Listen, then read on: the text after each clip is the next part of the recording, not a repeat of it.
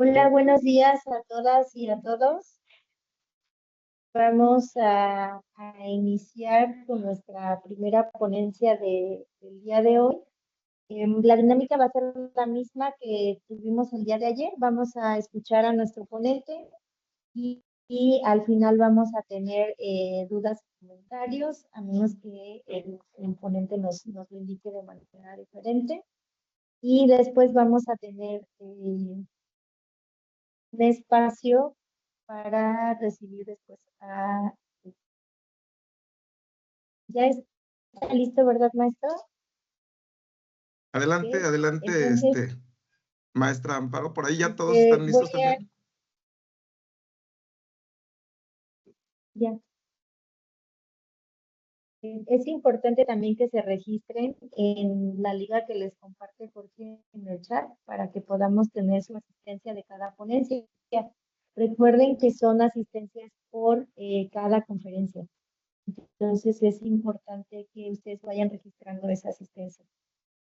Me voy a permitir leer la semblanza curricular de nuestro ponente el día de hoy.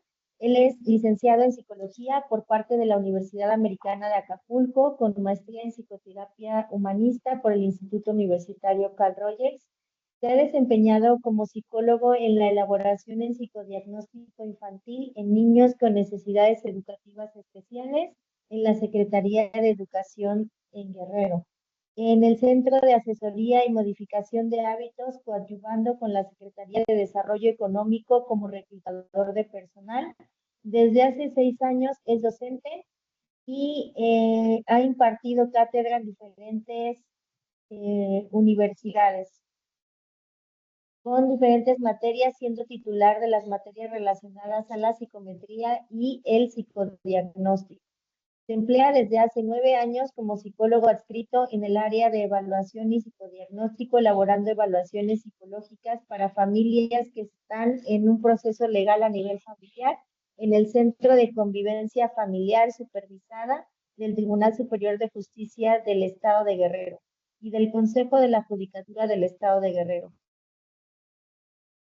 Tomados están los siguientes: el curso de técnicas de interrogatorio y contrainterrogatorio por parte del Instituto Mexicano de Estudios y Consultoría en Derecho, el seminario de evaluación psicológica infantil por parte de la Asociación Nacional de Psicología Jurídica de México y el seminario en psicometría forense por parte de la Sociedad Iberoamericana de Psicología Jurídica y Ciencias Forenses. Seminario de elaboración del dictamen pericial en materia familiar por parte de la Sociedad Iberoamericana de Psicología Jurídica y Ciencias Forenses y el seminario en pruebas psicométricas para niños y adultos por parte de la Asociación Nacional de Psicología Jurídica de México, así como el diplomado en Psicología Jurídica y Forense por parte de la Asociación Nacional de Psicología Jurídica en México.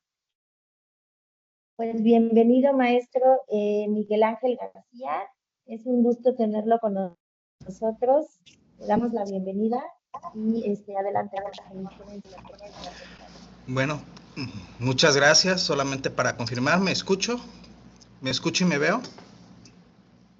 Ok. De acuerdo, pues. Sí, muy bien. Muchas gracias. Pues bueno, esta charla de primeros auxilios psicológicos es interesante porque cuando nosotros estamos hablando de personas y cuando estamos en la atención a personas, siempre va a haber este tipo de situaciones donde haya crisis. Y donde hay crisis, vamos a tener que intervenir de una u otra forma, ¿sí? Seamos o no psicólogos, ¿sí? Entonces, los primeros auxilios psicológicos, lo vamos a ver en la charla, es una primera atención que nosotros podemos brindar a la persona para que se restablezca su estado emocional, ¿sí? Entonces, a lo largo de esta charla vamos a hablar acerca de esta situación tan importante. También no porque sea una atención en ese momento no se le tiene que dar su importancia, ¿no? Al contrario, va a depender mucho de nosotros también sentirnos seguras y seguros con respecto a lo que estamos haciendo. Y justamente va encaminado a esta charla, para que ustedes conozcan y también puedan en algún momento utilizarlo cuando sea necesario, cuando ustedes lo puedan requerir. Y lo primero que tenemos que tomar en cuenta es lo siguiente. Una cosa es la intervención en crisis y otra cosa son los primeros auxilios psicológicos. La primera fase o el primer contacto, la primera etapa van a ser los primeros auxilios psicológicos. Como vuelvo a repetir, no necesitas ser psicólogo para tú dar esa contención emocional, ¿sí? Que esa es prácticamente la actitud que va a imperar o que va a estar presente tanto en los primeros auxilios psicológicos como en la intervención en crisis, ¿sí? La contención emocional va a ser más relevante en esta primera fase porque la persona está destructurada a nivel cognitivo, ¿sí?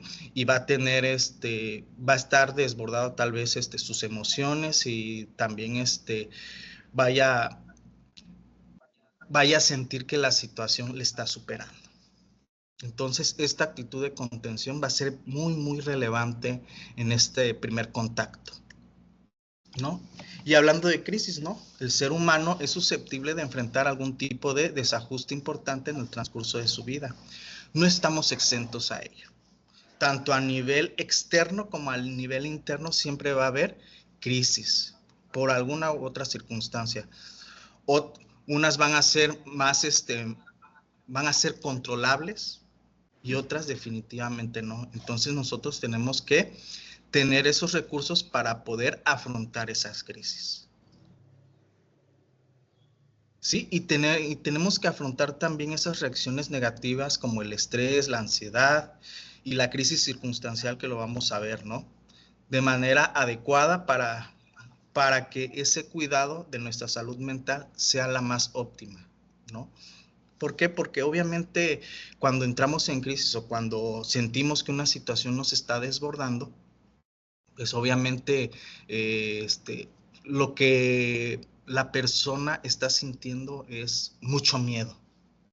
Y el miedo te hace hacer muchas cosas o inactivarte.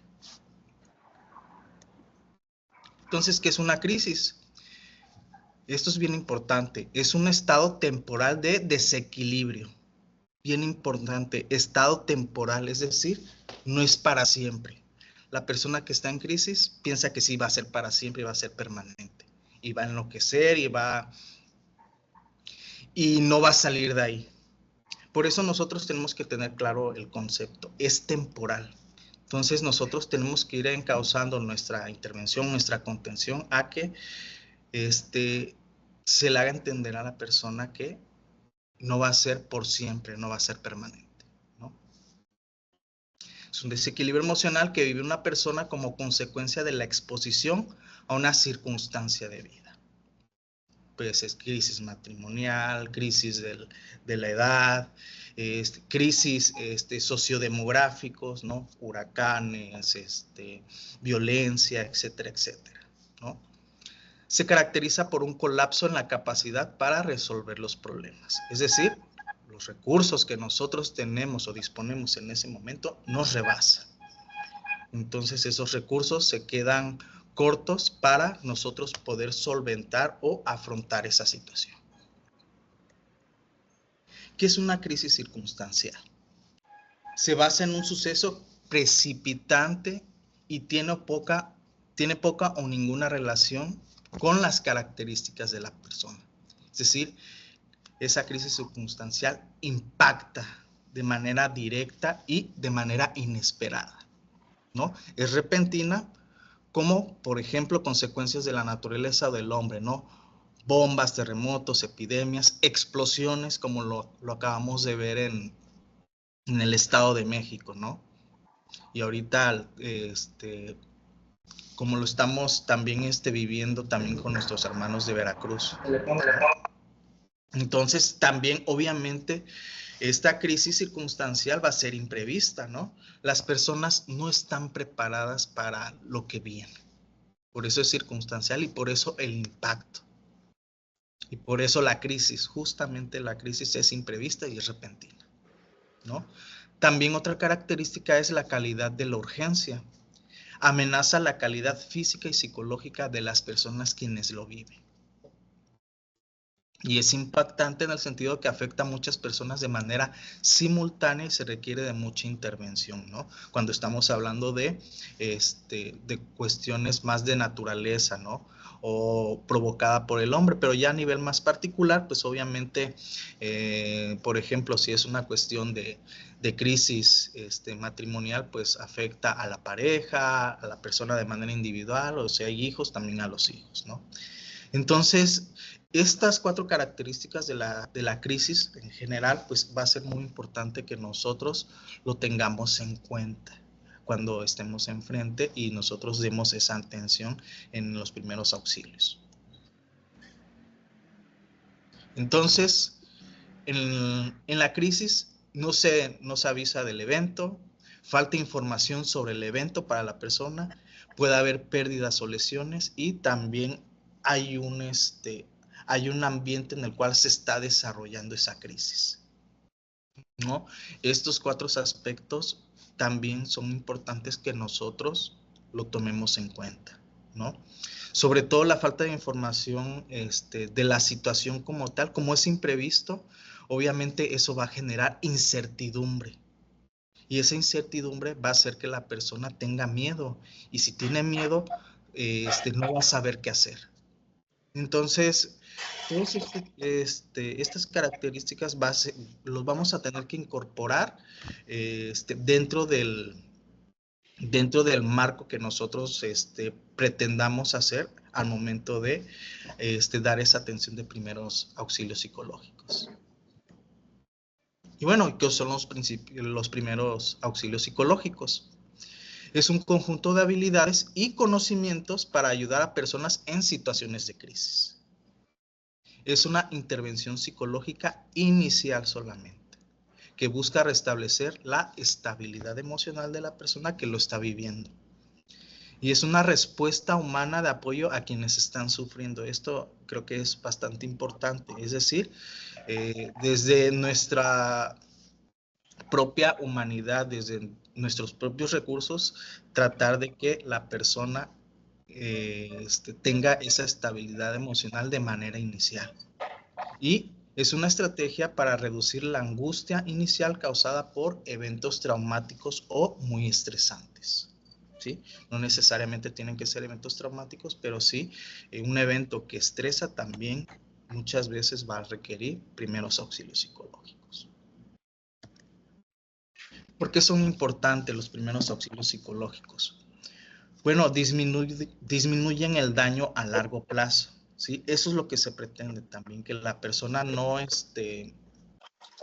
avance con respecto a esta incertidumbre, este miedo, esta destructura que tiene por la situación que está percibiendo como algo que lo va a consumir. Y se recomienda que debe aplicarse dentro de las primeras 72 horas. ¿Sí? Si pasan de esas 72 horas, pues prácticamente sería intervención en crisis. ¿Con qué objetivo? Previenen problemas de salud mental más graves, ¿no? Porque puede ser ese factor precipitante puede ser que se desencadene probablemente si no se da esa primera atención, a que la persona vaya evolucionando en algo que ya sea comórbido en ella, ¿no? Ya sea que, por ejemplo, tenga una condición médica, una condición psiquiátrica, y que por estas circunstancias, por el desborde de sus recursos personales, la persona puede llegar a desarrollar o evolucionar a síntomas más severos. Y promueven la famosa resiliencia emocional, es decir, adaptarse a circunstancias adversas.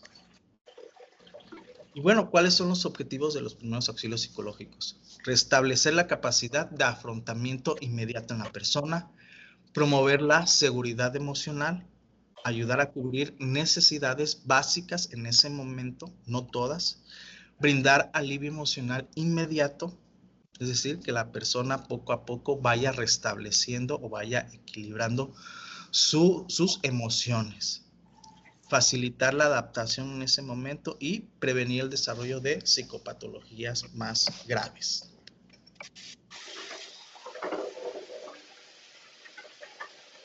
Una nota importante es que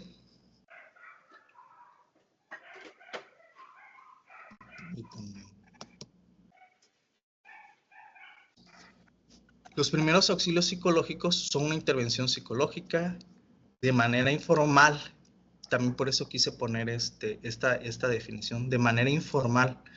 ¿Para qué? Para que les quede otra vez claro que no necesariamente tiene que ser un especialista en la salud quien lo lleve a cabo. ¿Sí? Se puede aplicar en las 76 horas, 72 horas después del hecho o acontecimiento. Y es una respuesta inmediata. ¿Sí? Si este tiempo excede, se tendrá que canalizar una intervención psicológica de manera formal, ¿no? Lo que les comentaba, la intervención en crisis. ¿Por qué? Porque la intervención en crisis ya es un modelo más robusto donde se va a trabajar de manera puntual con la persona.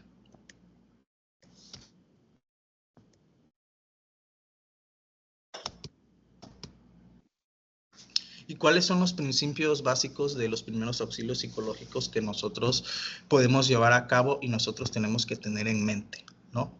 Escuchar de manera activa. Escuchar de manera activa no solamente es escuchar lo que nos diga, sino es interesarnos en realmente buscar aquellos pensamientos, aquellas ideas, aquellas emociones o sentimientos que se están desprendiendo del habla, del diálogo de la persona para nosotros buscar aquellas estrategias y nosotros poder generar ciertos argumentos o cierto diálogo en la persona para poder poco a poco ir restableciendo su estado emocional. Esta escucha activa va a ser, creo que lo más importante, ya que también la persona va a percibir que está siendo escuchada y está siendo atendida. Transmitir la aceptación, es decir, esta aceptación, no vamos a descalificar cómo se siente o cómo ella lo está percibiendo, porque no estamos en una sesión de terapia, no estamos en una situación de confrontación, simplemente es una cuestión donde nosotros tenemos que brindar esa confianza, esa contención emocional en la persona. Y puntualmente, ya que nosotros tenemos ese marco de referencia de la persona, proporcionar información específica si en esos momentos se requiere tomar acciones. Y también dentro de transmitir la aceptación va a ser facilitar la expresión de los sentimientos, ¿no? Desarrollar confianza y empatía por parte de nosotros hacia la persona para que la persona se sienta atendida. Y respetar la seguridad, la dignidad y los derechos de las personas, ¿no? Nosotros no vamos a forzar nada.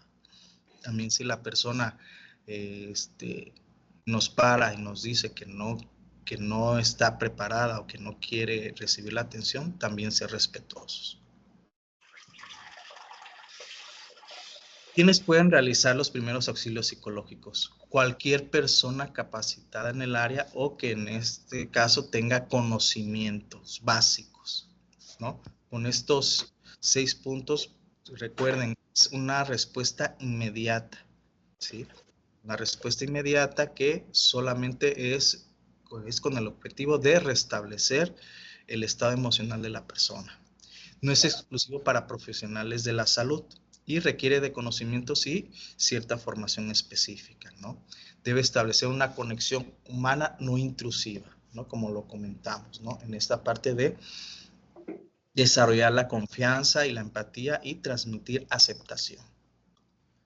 Y bien importante, también conocer nuestros propios límites cuando nosotros nos toque hacer estos primeros auxilios. ¿Sí? también reconocer que nosotros en ese momento no estamos, no nos sentimos preparados, tal vez poderlo canalizar o hablarle a alguien que pueda atender esa situación, ¿no? A veces simplemente las personas te colocan ahí y uno tiene que prestar esa atención de manera inicial. Actitud y aptitud para los primeros auxilios psicológicos, ¿no? La capacidad para establecer conexión humana no intrusiva y hacer que la persona se sienta escuchada, aceptada y comprendida, no juzgada, bien importante. Mantener un tono de voz calmado para que también en este caso la persona entre también en esa actitud de que está en un espacio seguro, ¿no? Ser consciente de los propios prejuicios y mantenerlos al margen. Esto es bien importante. Aquí no hay buenas acciones o malas acciones, o yo hubiera hecho esto o no hubieras hecho esto. No, aquí no entra en los primeros auxilios psicológicos, ¿sí? Y bien importante, y esto también es muy relevante, respetar la cultura, la edad y el género de la persona. Y también va a ser muy importante que nosotros, cuando nosotros sobre todo que estamos en el ámbito de la salud, practicar constantemente el autocuidado, porque no sabemos en qué momento nosotros vamos a poder estar en esa situación. Entonces, 3 pasos específicos de los primeros auxilios psicológicos. Ver, ¿qué vamos a ver? Evaluar el entorno, observar si hay necesidad de primeros auxilios psicológicos. No a todos le vamos a dar primeros auxilios psicológicos, sino a las personas o a la persona que veamos más vulnerable y que nosotros estemos percibiendo que requiera la atención inmediata. Y valorar las reacciones emocionales y también nosotros ir sopesando, poner en la balanza las necesidades básicas inmediatas que tenga esa persona o ese grupo de personas, ¿no? El segundo paso es escuchar, ¿no? Presentarse para establecer ya de manera específica.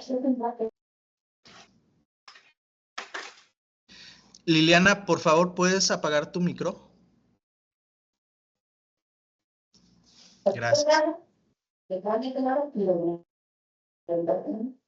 Bien importante, escuchar sin presionar. Escuchar sin presionar y mantener tono de voz calmado y respetar sentimientos expresados, ¿sí? Esto ya de manera muy puntual, qué comportamientos nosotros tenemos que llevar a cabo. Y 3, vincular, ayudar a encontrar a un profesional ya para que si esa atención inicial requiera ya un trabajo más formal, que es la intervención en crisis, ahora sí poder canalizarlo, ¿no? Y contactar servicios de emergencia si en ese momento se va a requerir, ¿no? Conectar con la red de apoyos que son los familiares y amigos y ya en la intervención de crisis dar un seguimiento posterior. Y bueno, ¿cuáles son las 5 etapas? ¿No? Estos son pasos en la cuestión de lo que nosotros tenemos que hacer, pero ya en la cuestión del contexto, primero es el contacto, ¿no? Observar y mantenerse alerta con la persona, escuchar con atención y reflejar sentimientos y hechos para que la persona se sienta acompañada. Dimensionar el problema, ¿no? Ese es el segundo paso, que es indagar en 3 áreas clave: el pasado inmediato, el presente y el futuro inmediato. Vamos a tener que explorar estas 3 áreas para ver cómo, para nosotros dar un pequeño pronóstico de cómo está la situación de la persona en ese momento, ¿no? Y 3, posibles soluciones, ¿no? Identificar alternativas, cubrir necesidades inmediatas. Por ejemplo, si la necesidad inmediata es que la persona en ese momento no esté en una zona de riesgo, nosotros darle esa facilidad de nosotros reubicarla, ¿no? O si en ese momento necesita hablar con familiares, poderle facilitar un medio de contacto. Priorizar las acciones y trabajar por bloques. Y 4, acciones concretas, ¿no? Ejecutar primer paso hacia la recuperación y definir una acción específica y alcanzable para la persona en esos momentos, para que ella poco a poco vaya sintiendo que tiene el control de la situación, ¿no? Y avanzar paso a paso, ¿no? Aquí no es una carrera de velocidad, sino es ir paso a paso para que la persona se sienta acompañada y poco a poco su estado emocional se vaya equilibrando.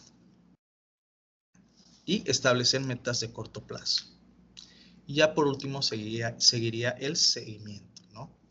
Asegurar efectividad de la asistencia, programar visitas de seguimiento, evaluar desarrollo de acciones y derivar a especialistas si es necesario, ¿no? Estos serían los 5 pasos importantes para nosotros hacer nuestros primeros auxilios psicológicos.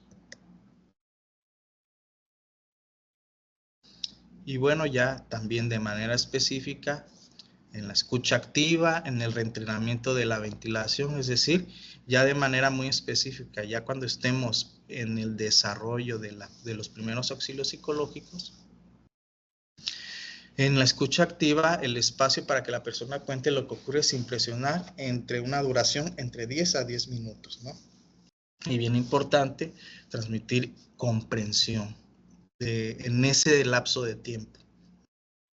Y también nosotros invitarlo a que, y también enseñarle técnicas de respiración, la práctica de estas técnicas de manera conjunta para el control de la ansiedad y que recupera poco a poco la calma, ¿sí?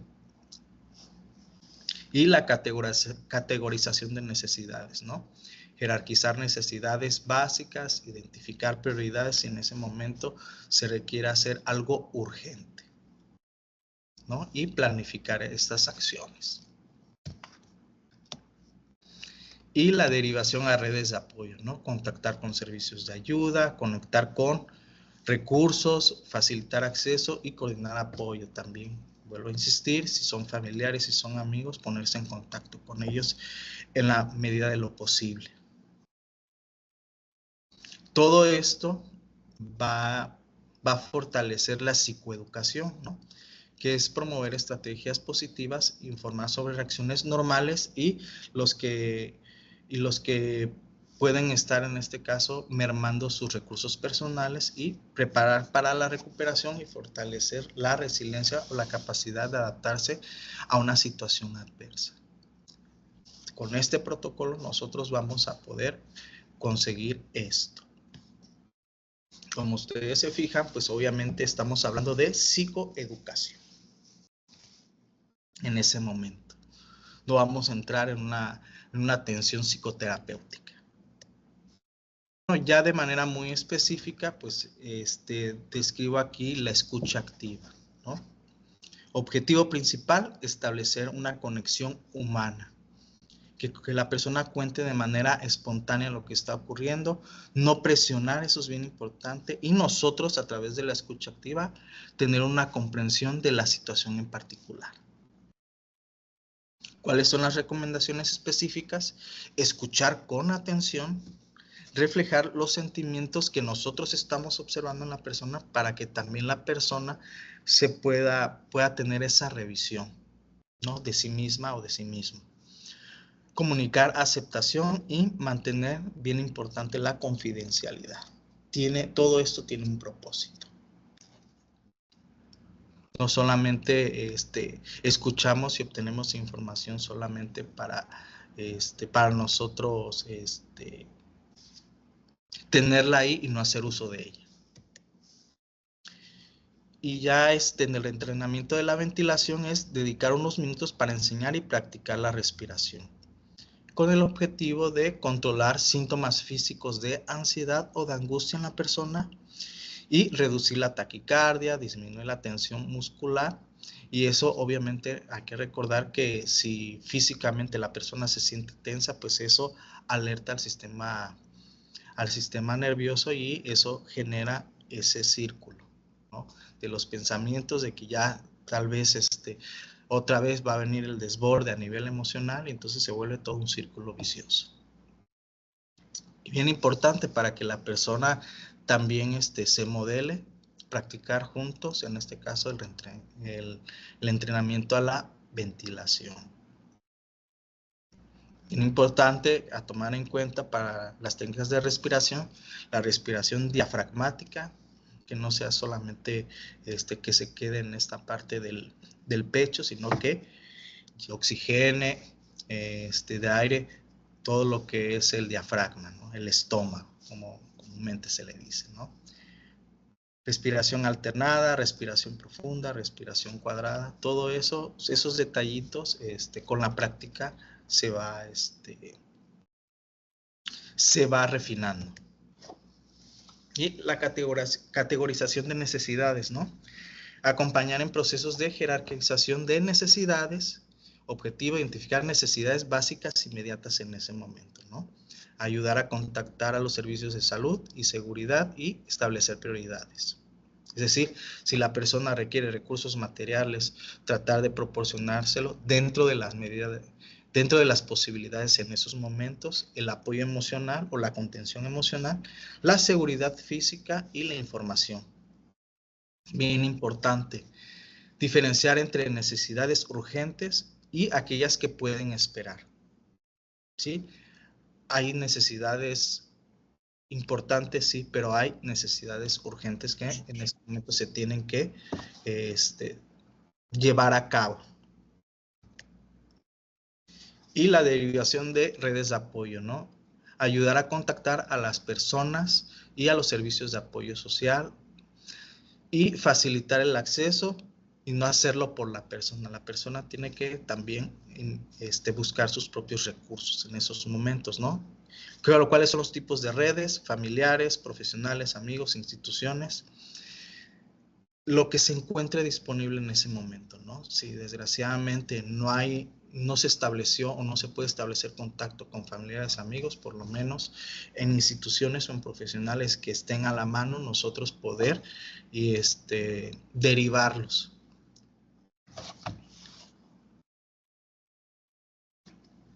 Y la psicoeducación, pues es la promoción de estrategias positivas, prevenir complicaciones y también ayudar a identificar señales de alerta, ¿no? Resolver dudas conjuntamente, normalizar ciertas experiencias, sobre todo de crisis, para que la persona no se sienta fuera de lugar, ¿no? Y fortalecer la resiliencia.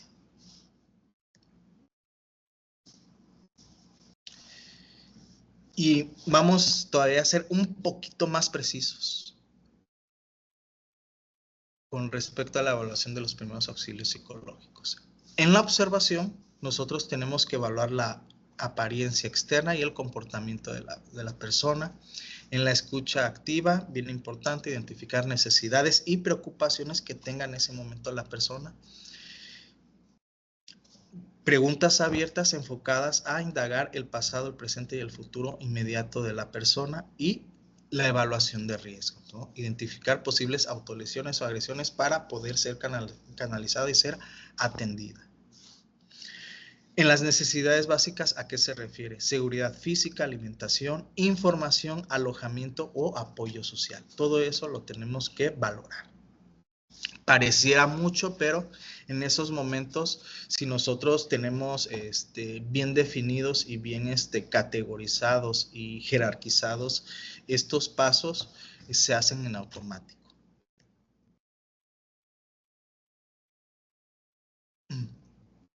Esto es lo que comenté.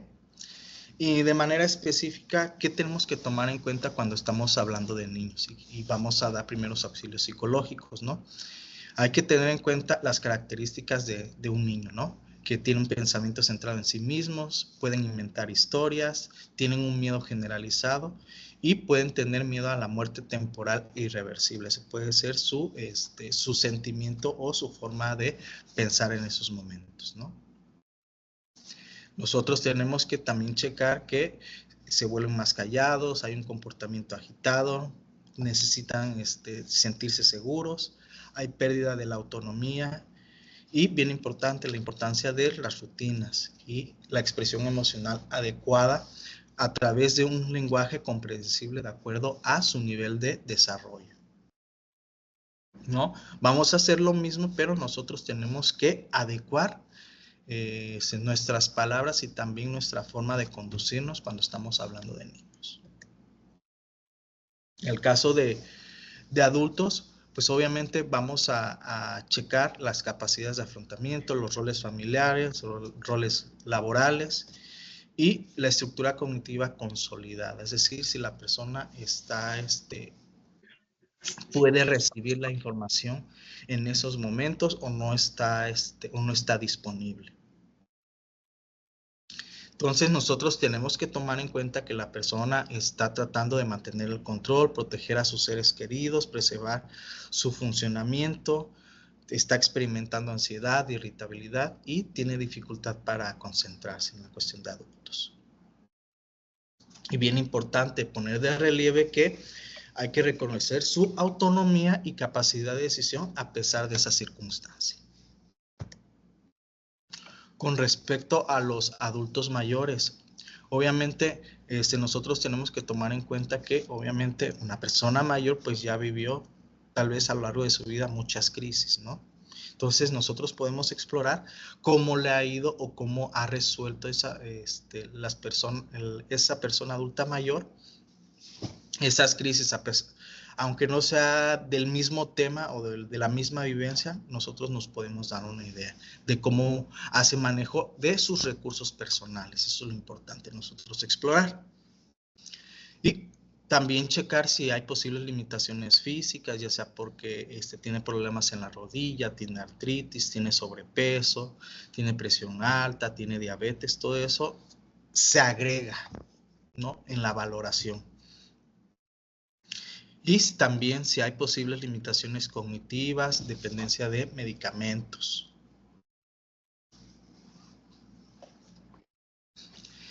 Y también, en este caso muy específico, mantener rutinas, regresión a etapas anteriores que también se pueden manifestar por esa situación de crisis o de estrés, puede llegar a conductas regresivas, ¿no? Y acceso a medicamentos si en ese momento la persona lo requiere.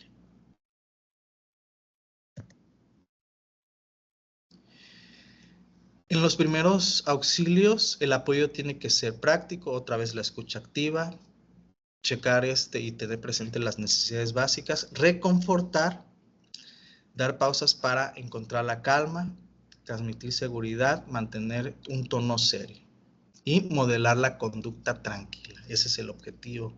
Y proteger, evitar exposición a peligros, crear un entorno seguro y alejarse de amenazas. Y facilitar el acceso en el sentido de ser puente de los recursos que pueda tener a su disposición la persona, las personas. ¿Qué no hacer al momento de proporcionar primeros auxilios psicológicos? No aprovecharse, es decir, no usar la relación de ayuda para beneficio propio. No prometer falsamente. Este es un aspecto muy importante. Evitar falsas promesas. Evitar decir, yo te voy a acompañar en todo en este momento que estás viviendo. Tú no puedes asegurar eso porque, recuerden, es una tensión inicial y uno no se puede comprometer a que va a estar todo el proceso. A lo mejor le va a tocar a alguien más continuar. Entonces, tenemos que ser muy cautos con respecto a las promesas. Bien importante, no pedir compensación, no solicitar dinero, no pedir favores a cambio y la ayuda debe ser desinteresada. No forzar la ayuda, no presionar a quienes no desean ser ayudados, respetar las negativas de las personas y ofrecer disponibilidad futura. Bien importante también, no compartir historias personales, ¿no? Mantener la confidencialidad, no relatar experiencias a otros y respetar la privacidad, tanto de uno como el de la persona que estamos dando esa atención. Bien importante también evitar juicios sobre las acciones que hizo. Como vuelvo a repetir, no vamos a decir si lo hizo bien o lo hizo mal. No criticar los sentimientos, si esos sentimientos son positivos o son negativos. Y aceptación. Ahorita les voy a enviar también el mensaje de la doctora Betty. Espero que tengamos este año que cumplimos en la Secretaría de Salud lo mejor que podamos, pasárnoslas, que nos solamente para que lo tengan en un marco de referencia, las reacciones comunes en situaciones de crisis. Están las reacciones emocionales, que es el miedo, la tristeza, la ira, la culpa, la confusión, la ansiedad. También va a haber quejas físicas, como es la taquicardia, la sudoración, los temblores, la fatiga, las náuseas, la dificultad respiratoria. También va a haber reacciones o quejas cognitivas, ¿no? Dificultad para concentrarse, recuerdos intrusivos de la situación, una actitud de negación, problemas de la memoria, indecisión y pesadillas. Y las reacciones conductuales, ¿no? Hipervigilancia, que se da mucho, la agitación, el aislamiento y cambios en el apetito. Nosotros tenemos que darle a entender a la persona que estas reacciones son normales porque son situaciones anormales o poco comunes. Entonces, que la persona no se quede con la idea de que está perdiendo el control total de su vida.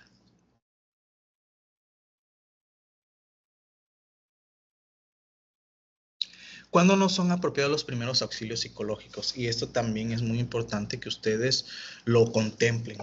Cuando no hay una respuesta emocional por parte de la persona y no responde a la contención emocional, ahí no es candidato para primeros auxilios. Crisis de pánico severa, tampoco. Descompensación profunda, es decir, cuando hay descompensación psicológica, emocional o crisis profunda en la persona, ahí no es candidata la persona para los primeros auxilios psicológicos, sino ya algo más formal y más robusto. Una atención más a profundidad y detallada. En las ideaciones suicidas, los primeros auxilios, ahí sí va directito a un especialista. Sí, hay que recordar que los primeros auxilios psicológicos, la persona debe de tener lo mínimo con respecto a la concentración y el poder tener ese intercambio en la conversación o el diálogo. Y cuando hay un riesgo inminente de daño, ¿no? Cuando existen riesgos de autolesiones o agresiones a otros, tampoco la persona es candidata a primeros auxilios psicológicos, sino a una atención más especializada. Y la hospitalización inmediata, ¿no? Si la persona requiere hospitalización inmediata, no va a ser en la ambulancia dar primeros auxilios psicológicos. Hay cosas urgentes que atender. Entonces, nada más para que quede claro cuándo es primeros auxilios psicológicos e intervención en crisis. Los primeros auxilios es primera respuesta y la intervención en crisis es un proceso más profundo. En los primeros auxilios psicológicos el apoyo es inmediato y breve. La intervención en crisis es comparable a psicoterapia de emergencia, es decir, ya es algo más en forma y algo más extenso. En los primeros auxilios busca reducir el impacto inicial y la intervención en crisis busca resolución psicológica profunda de la situación particular o personal. En los primeros auxilios, aplicable para personal capacitado no especializado. Es decir, si eres enfermera, doctor, camillero, puedes llevar a cabo primeros auxilios psicológicos o vigilante, sí. Intervención en crisis, no. Solamente profesionales que ya están entrenados para este tipo de intervenciones. En cuestión de la temporalidad, los primeros auxilios es a corto plazo y la intervención en crisis es un proceso más prolongado. Los primeros auxilios psicológicos son el punto de partida para posteriormente evolucionar a la intervención en crisis, que es un proceso terapéutico más completo.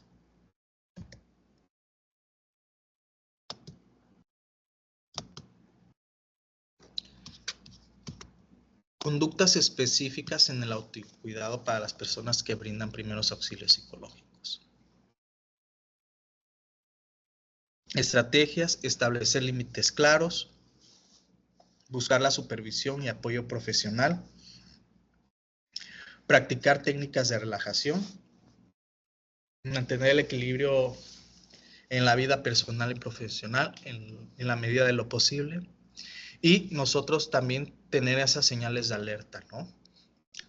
Irritabilidad constante, fatiga persistente, cinismo o actitud negativa, síntomas psicosomáticos, ahí son señales que nosotros estamos agotados. Y no podemos en este caso entrar en esa atención inicial. Entonces, ¿cuándo buscar ayuda? Cuando tenemos esos señales de agotamiento. Cuando las señales de agotamiento persisten, ante dificultades para dormir, si hay cambios en el apetito o peso, cuando se aísla de los seres queridos. Es ahí cuando nosotros tenemos que tomar cartas en el asunto. Por ejemplo, ahorita como un caso práctico no lo tenía previsto, así como tal, persona afectada por un desastre natural, ¿no? Muestra ansiedad y confusión, separada de su familia, sin información sobre su paradero. ¿Cómo podemos aplicar estas 5 etapas? Como ejemplo, la escucha activa, ¿no? Espacio para expresar emociones, validar el miedo y la incertidumbre y transmitir la comprensión, ¿no? No está con su familia, no sabe nada de ellas, entonces nosotros tenemos que atender a ese miedo que está sintiendo la persona. En ese proceso del primer auxilio, pues practicar juntos la respiración diafragmática para que la persona se vaya calmando poco a poco. Las necesidades, ¿no? Primero checar si está en un ambiente en ese momento seguro, ¿no? Y tratar de nosotros recabar la información sobre los familiares y tratar de ubicarla en un albergue temporal, ¿no? Ya sea que tenga otros familiares en otros estados o en otros municipios donde la persona pueda apoyarse o pueda auxiliarse de esos otros familiares, ¿no? En redes, contacto con un centro de acogida, registros de personas desaparecidas, es decir, ya eso es tomar acción por parte de la persona para que por lo menos vaya tomando un poco de control, por lo menos ya teniendo algo específico o algo concreto, ¿no? Y ver y también que la persona sienta que se está avanzando, se está haciendo algo con respecto a su caso, ¿no?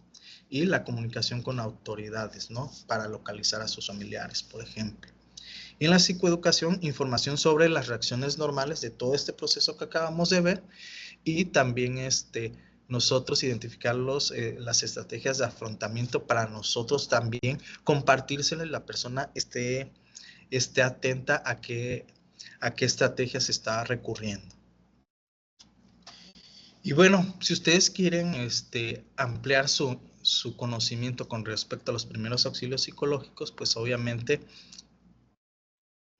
la Cruz Roja, la UNICEF, la OMS, la OPS, también tienen información al respecto a través de manuales, que aquí se los dejo, si lo quieren consultar. Y también en las redes y también instituciones se dedican a capacitar ya de manera un poco más formal y profesional con respecto a los primeros auxilios psicológicos, ¿no? También hay recursos digitales donde uno puede informarse y también estar preparados, ¿no? También hay investigaciones y hay asistencia directa. Entonces, ¿cuáles son las conclusiones? Claves sobre los primeros auxilios psicológicos. Los primeros auxilios son una herramienta esencial en respuesta a crisis. Cualquier persona capacitada puede proporcionar apoyo inicial. La intervención temprana mejora significativamente los resultados y es fundamental adaptar el enfoque a cada persona y a cada contexto y también la situación de crisis que está viviendo.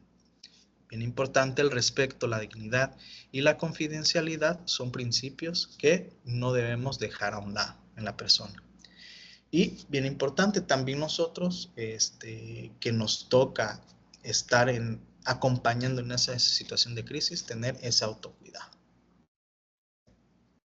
Entonces, por mi parte sería todo. Dejo los micrófonos a los organizadores. Daba el agradecimiento al maestro Miguel Ángel García Narváez y les comentaba, compañeros, compañeras, si tienen alguna duda, algo que quieran preguntarle al maestro Miguel Ángel, con toda la confianza, pueden abrir sus micrófonos y les escuchamos. ¿No hay dudas? Psicólogo, por aquí, pasando a la parte del chat, nos preguntan o nos dice la licenciada en Trabajo Social Rosario del Secosama Tlapa, ¿podría dar un ejemplo de la respiración diafragmática, por favor? Ok. Bueno, me voy a parar. La respiración diafragmática, por ejemplo, si ¿cómo vamos a poder establecer que hay una respiración diafragmática? Pones uno de tus manos en el pecho y otro aquí cerca del estómago. Si tú modelando a la persona ves que hace eso, ahí está inflando sus pulmones. La respiración diafragmática tiene que ser más profunda, es decir, uno respira más profundo y se tiene que ver que se infla el estómago. Y ya la exhalación debe ser profunda. ¿Sí? Ahí nosotros tenemos que ir supervisando y estar checando cómo hace este tipo de respiraciones. Con 3, 4, 5 respiraciones de este tipo de manera profunda, sería lo adecuado.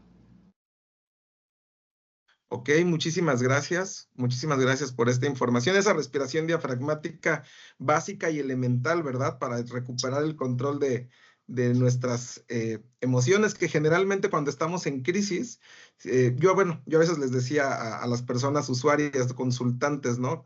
Les decía yo, ¿cuál es tu respiración cuando estás en un estado de ansiedad? Y ellos mismos reconocen...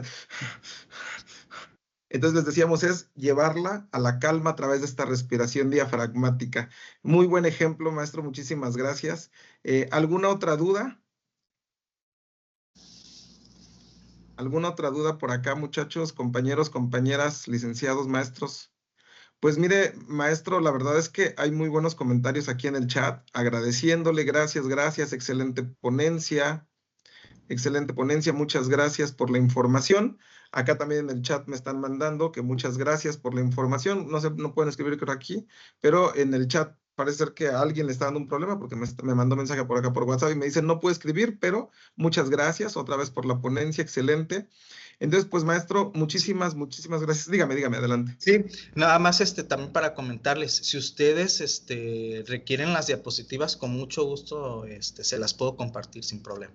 Le vamos a agradecer muchísimo si nos las hace llegar a través de la maestra Amparo, también para proporcionárselas a los compañeros y compañeras, anexarlas al drive que tenemos con el material. Se lo vamos a agradecer muchísimo porque estamos seguros que les va a ser de gran ayuda.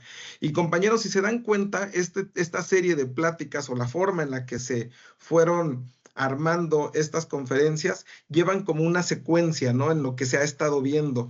Ayer vimos desastres. Estas primeras intervenciones en crisis son bien útiles. Primeros servicios, auxilios psicológicos son básicos para cuando hay situaciones de crisis. Y nuevamente, y esta parte con la que inició el maestro Miguel Ángel, no son exclusivas para el personal de psicología. Todos y todas podemos hacer primeros auxilios psicológicos y ahí les va a tocar también a ustedes la tarea de replicar en sus unidades. Esta también es pregunta de examen en las visitas que se hacen a las unidades, ¿eh? Y ahora sí que es pregunta de examen que se hace no precisamente al personal de psicología, que sabemos que lo pueden hacer, pero sí a sus compañeros, que ustedes les capaciten en primeros auxilios psicológicos, porque hagámoslo porque no siempre están ustedes presentes en la unidad, ¿verdad, maestro? Entonces, si no están ustedes presentes, que alguien pueda hacer las intervenciones, o están ustedes con paciente y hay alguien más que entró en una crisis, ¿cómo hacerlo? Sobre todo ante las malas noticias que a veces son inevitables, ¿no? Aún con todo el esfuerzo y profesionalismo son inevitables, hay veces que es necesario hacer estas intervenciones en crisis. Entonces, pues, a ver, déjenme ver por aquí, ya hay otro comentario, creo. Fue muy clara la ponencia, agradezco que nos proporcionen el material, muchas gracias por la ponencia, un tema de gran ayuda. Entonces, pues, maestro, vamos a hacer aquí entrega virtual obviamente se le hará llegar también de manera física, pero los servicios públicos de salud y bienestar, coordinación estatal en Guerrero, otorgan la presente constancia al maestro Miguel Ángel García Narváez por su participación como ponente en el ciclo de conferencias Fortaleciendo la Salud Mental en los Servicios de Salud en modalidad virtual, 15 de octubre, y firma el jefe de la Oficina de Educación en Salud, el doctor Carlos Alberto Juárez Medel, y la jefa del Departamento de Educación, Investigación, Calidad y Certificación, la doctora Marta Erlinda Telis Sánchez. Muchísimas gracias, maestro, de verdad, nuevamente, por esta participación. Psicóloga Amparo, ¿algo más que quiera comentar? Psicóloga Abraham, que también está por acá.